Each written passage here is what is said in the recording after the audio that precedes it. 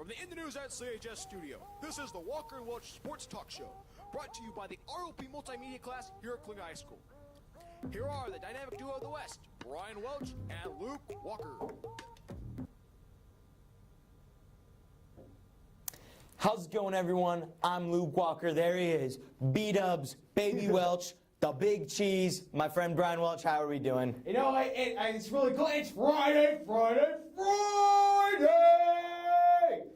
That's in the longest. Yeah, here we go. And it's our final show of the year. You know, we only had a couple shows, but, you know, it's been a blast doing this. Talking sports with Welch and just having a good time. Yeah, let's just dive right in. We don't have much time. Starting with some local sports. We have our CHS Class of 2021 Athletes of the Year. For the boys, we have Jose Ayala. And for the girls, we have Yaidi Contreras. So congratulations to both of them for outstanding athletic careers here at CHS. And also baseball and softball they played multiple games this week. They're having a away game for the final game of the regular season in Fireball. Monday they went to Fresno to play the Fresno Christian High School Eagles, our good friends in Fresno. They won baseball. Was that the boys or girls? I think both. Awesome. They both won. Softball and baseball won. Softball was very happy. It was a close game. They went to the full 7 innings. Tuesday they had senior night. Both teams had senior night against Mendota. Softball won 11-1, and baseball won a close one in the ninth. What was the score to that one? I forgot what the score was. But all the coaches, talking to Coach Derek Young, he was happy about his boys playing really hard.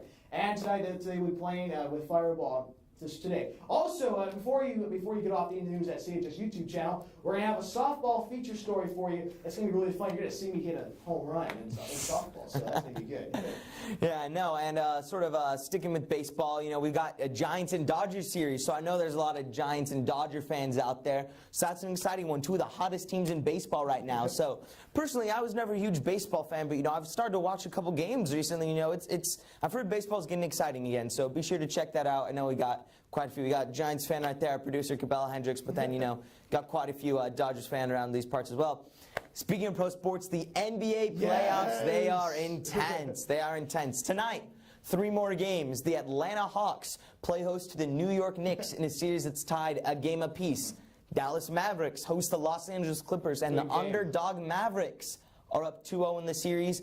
And the Celtics looking to fight back down 0-2 to the Brooklyn Nets. So what do you think about those games tonight? What are some predictions? I'm gonna go with those Mavericks. Those Mavericks look pretty good. I mean, it's Mark Cuban's team. I mean, it's always a good team. I mean, the Cleveland you can't count out PG-13, Paul George, Fresno State connection right there. I mean, he's gonna go. I probably he's gonna go double-double. Okay.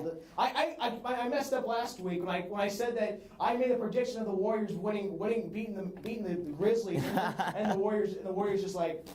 Well, yeah, they kind of fell apart in that overtime. Speaking of the Grizzlies, tomorrow they play the Utah Jazz in what's going to be a great game, the 1 versus 8 matchup. But a quick recap of the games that happened last night. Los Angeles Lakers beat the Phoenix Suns to tie up the series 1-1. Then you've got the Denver Nuggets, or actually the Lakers took a 2-1 lead, my bad. Yeah, 2-1 lead over the Suns. Yeah, and then the Denver Nuggets beat the Portland Trailblazers to take their own 2-1 lead, and the Milwaukee Bucks. Oh, no, my friend. They destroyed the Heat, beat them by 29 to take a 3-0 series lead, and, man, it's not looking good in Miami. Well, I mean, it's like when you go up against Giannis, you have to bring your A game. You have to bring your A game every night when you play him. And if you don't bring your A game, Giannis is just going to run all over you on the court. Yeah, and I think the thing that's been really impressive with Milwaukee is that it's not just Giannis. You know, you mentioned bringing the A game. Giannis, he had 17-plus boards last night. He had, at one point in the fourth quarter, he had 17 points and 17 rebounds, which, you know, 17 points, that's kind of on the low end for him.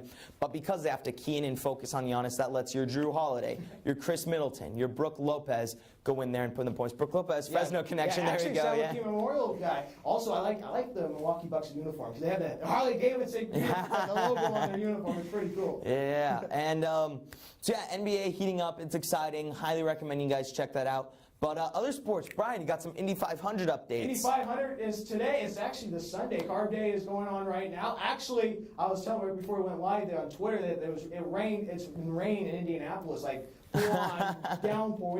They don't know if they're going to get Carb Day. And Carb Day is like the last day before they can go out for the race. So Sunday it's going to be a good race. I feel a lot of people are putting Scott Dixon and into the bet. But here's the thing. I'm gonna go with the Dutchman, Rinus VK. Here's the thing. The last time a Dutchman, Arne Luijendijk, last team won the Indy 500 in 1996. As the bell goes on, he was in the starting third. He was in the third position. Rinus VK starting third this year in the Indy 500. Interesting. And that's going to be. The Ed Carpenter boys look pretty fast, so I believe that Ed Carpenter is like David versus Goliath of Team Penske. The Team Penske Chevy, like the powerful man, like they have it. But Ed Carpenter is going to probably go out there, and I would not be surprised if our boy James Hinchcliffe goes out there and runs around out there. Out there. But I feel like Rinus VK is going to win the Indy 500, or even Big Chungus, Mr. Colton Herta.